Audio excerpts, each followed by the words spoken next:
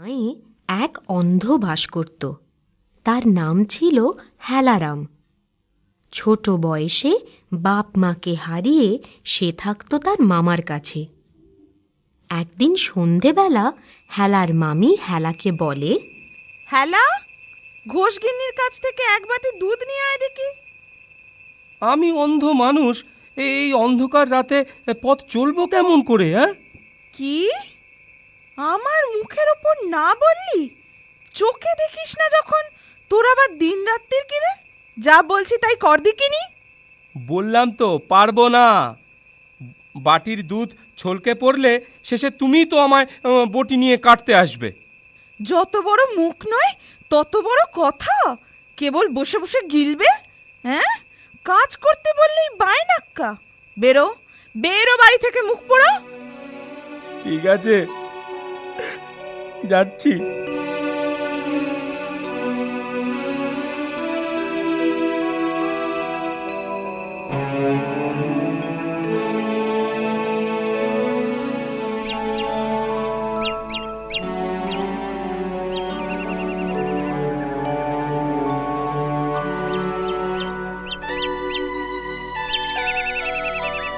আর চলতে পারি না, এইখানে একটু বিশ্রাম করে নি।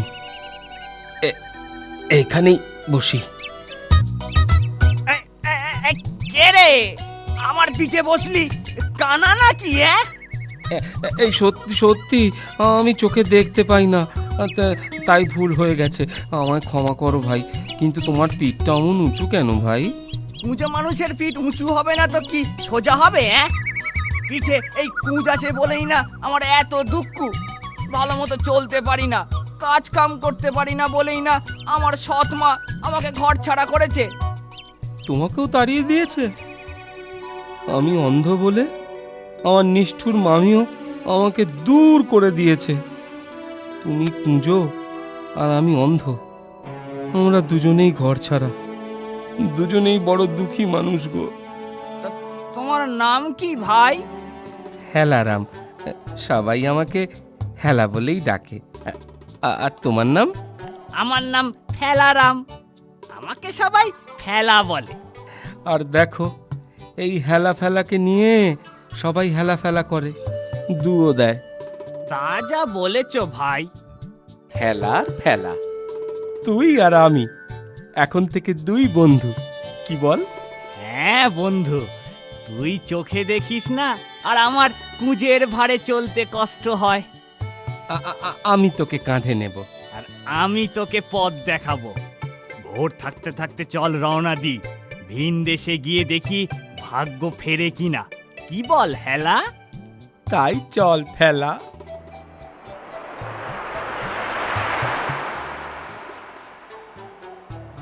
ও মাঝি ভাই, মাঝি ভাই, আমরা ওপারে যাব, আমাদের পার করে দাও না। তাড়াতাড়ি উঠে এসো, তাড়াতাড়ি উঠে এসো, জোয়ারের টান থাকতে থাকতেই ওপারে পৌঁছতে হবে। তা বলি, তোমরা চললে কোথায়? বললাম তো ওপারে যাব। কিন্তু ওপারে কোথায় যাবে? জাহান্নামে যাচ্ছি, জাহান্নামে, বুঝলে? জাহান্নামে? তা ট্যাকে টাকা কড়ি আছে তো? পারের কড়ি গুনতে হবে যে। সত্যি বলতে কি মাঝি ভাই, মানে আর বলতে হবে না, আমি বুঝেছি। চলো, যে পারে চিলে সেখানেই ফিরে চলো। টাকা নেই, কড়ি নেই, মাগনা পার করবো ভেবেছ? আরে করো কি মাঝি ভাই, অমন করো না, দয়া করো, দয়া করো ভাই। মাঝ নদীতে এসেই পড়েছি, এখন ফিরতে গেলেও তো অতটা পথই পার হতে হবে। দয়া করে ওপারেই নিয়ে চলো না মাঝি ভাই। একদিন একদিন দেখো, আমরা এই ঋণ ঠিক শোধ করে দেব, ঠিক শোধ করে দেব, দেখো। ঠিক আছে, ঠিক আছে, ঠিক আছে। তোমরাও টাকা কামাবে আর আমিও টাকা পাবো। যত সব আশা দুরাশা। আমি মুখ্য হতে পারি কিন্তু বোকা নই। তোমার তোমার অসীম দয়া মাঝি ভাই। ভগবান তোমার মঙ্গল করবেন।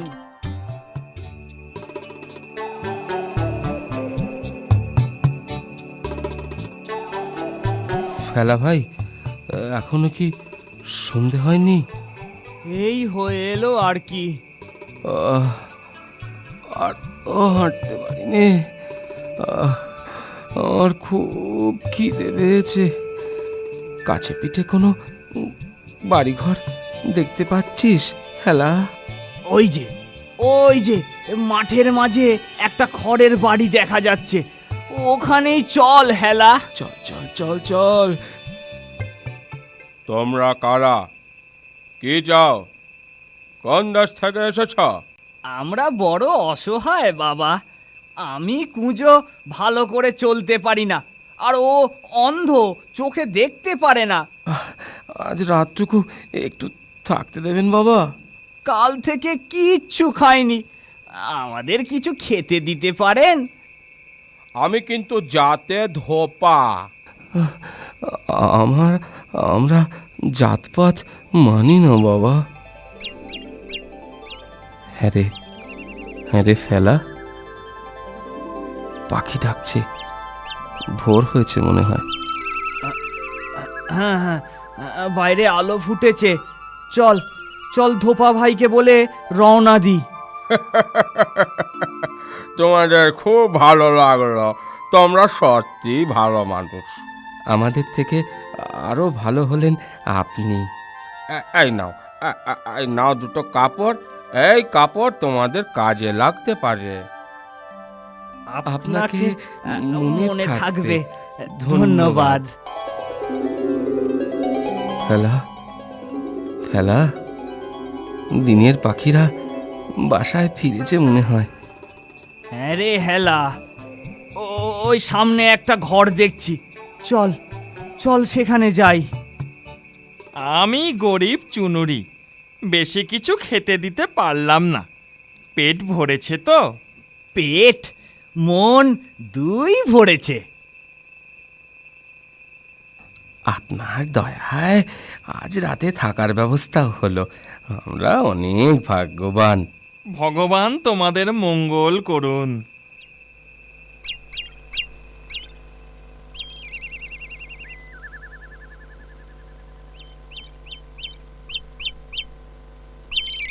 এই গরিব চুনুরির তোমাদের দেওয়ার মতো তো কিছুই নেই বাবা। এই নাও, এই এক ভার চুন তোমাদের সাথে রাখো, যদি কোনো কাজে লাগে। ধন্যবাদ, আপনাকে কোনো দিনও ভুলবো না। ওই তো একটা ঘর দেখতে পাচ্ছি, ওদিকে চল, দেখি দেখি থাকতে খেতে দেয় কিনা। এভাবে কতদিন? এভাবে লোকের দয়ায় আর কতদিন বাঁচতে হবে ফেলা? যতদিন না কপাল ফেরে এভাবেই চলতে হবে। ওরে হেলা, ওঠ, আরে ওঠ, উঠে পড়, ভোর হয়ে গেছে। আজ তো তোর ঘুম ভাঙতেই চাইছে না, কি ব্যাপার বলতো? এই নাও একটা ফুটো ঢোল আর এই কাঠি, সঙ্গে রাখো যদি কোনো প্রয়োজন লাগে। ধন্যবাদ ঢুলি ভাই, আপনার অসীম দয়া। চললাম ঢুলি ভাই। এসো, বিদায়, ভালো থেকো তোমরা। আমি গরিব নাপিত, কদিন থাকতে বলবো তার উপায় নেই। অতিথিকে শেষে যদি খেতে দিতে না পারি, এই একখানা হাতল ভাঙা খুর সাথে রাখো, যদি কোনো উপকারে লাগে। বিদায় বন্ধু, সুখে থেকো। হ্যাঁ রে ফেলা, অনেক দূর তো এলাম, সামনে কিছু দেখতে পাচ্ছিস? হ্যাঁ, একটা অট্টালিকা দেখছি, কিন্তু এ কোনো গরিবের বাড়ি নয়। ধনী লোকের কি আমাদের উপর দয়া হবে? চল না গিয়ে দেখি, দয়া হতেও তো পারে। চল তাহলে। হ্যাঁ রে, কাউকেই তো দেখছি না। এত বড় অট্টালিকা একদম খালি, কেউ কোথাও নেই। আরে লোক না থাকে না থাকুক, চল রান্নাঘরে গিয়ে দেখি কোনো খাবার পাই কিনা। ভারী খিদে পেয়েছে। কেউ যদি কিছু বলে? বললি তো ধারে কাছে কেউ নেই। তাই চল তাহলে। ও বাবা, কত রকম খাবার রে, কোনটা ছেড়ে কোনটা খাবো রে হেলা?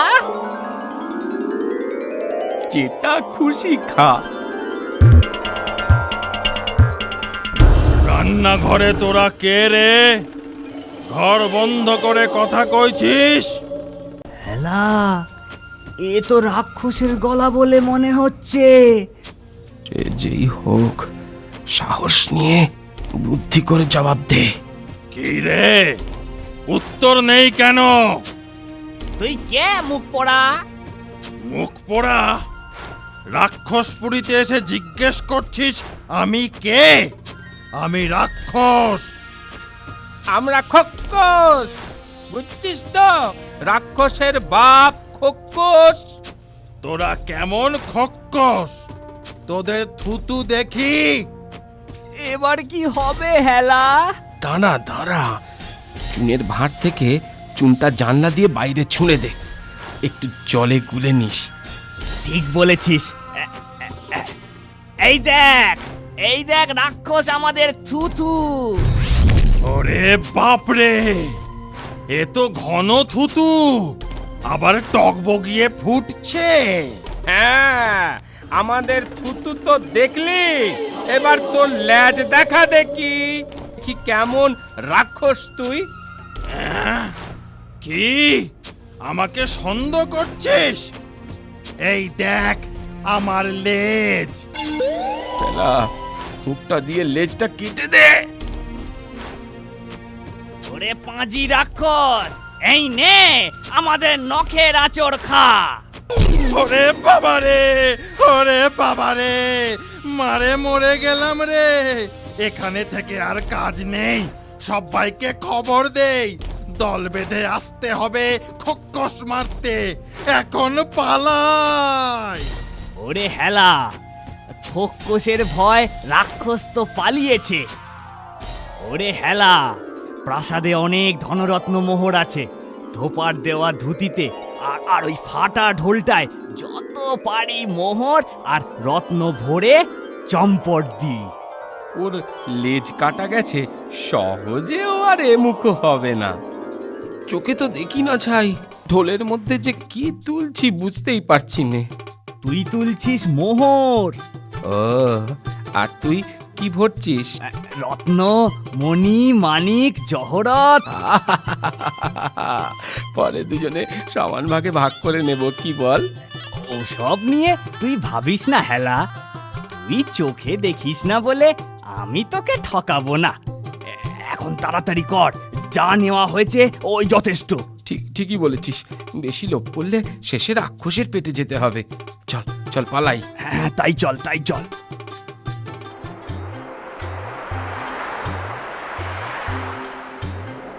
ও মাঝি ভাই, আমাদের পার করে দাও মাঝি ভাই।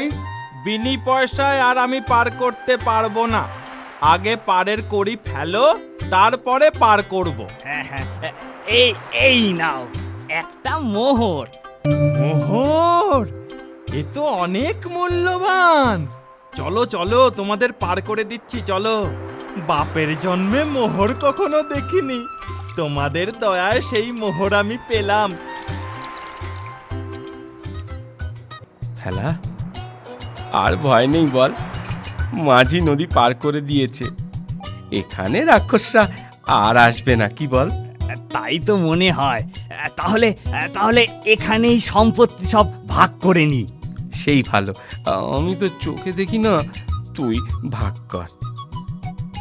হ্যাঁ, এই দুভাগ করেছি, তুই কোনটা নিবি বল? পরে বলিস না আমি তোকে ঠকিয়েছি।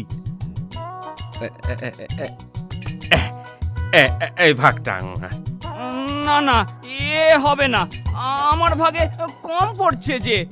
সে কি, তা অমন কম বেশি ভাগ করলি কেন, জেনে বুঝে? কি, আমি জেনে বুঝে কম বেশি ভাগ করেছি? হ্যাঁ, তাছাড়া কি, চোর কোথাকার। আমায় চোর বললি? তবে রে কানার মরণ।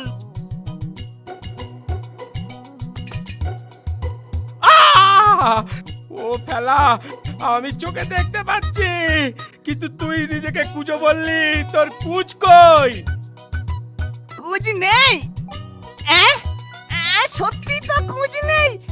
তাহলে তাহলে তোর লাথি খেয়েই কুঁজ ভালো হয়ে গেছে রে হেলা। আর তুই চোখে বালি ছেটালি বলেই আমি দৃষ্টিশক্তি পেয়েছি রে ফেলা। বিবাদ ঝগড়া করে ভালোই হয়েছে কি বল? হ্যাঁ তা তো বটেই।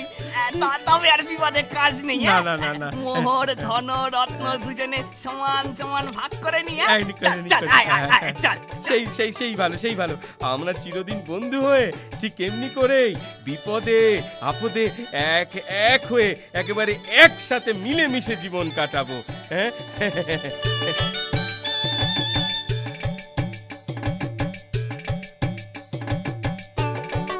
এরপর হেলা আর ফেলা সংসারী হয়ে সুখে শান্তিতে পাশাপাশি বসবাস করতে লাগলো। আমার কথাটি ফুরলো, লুটে গাছটি মুড়লো।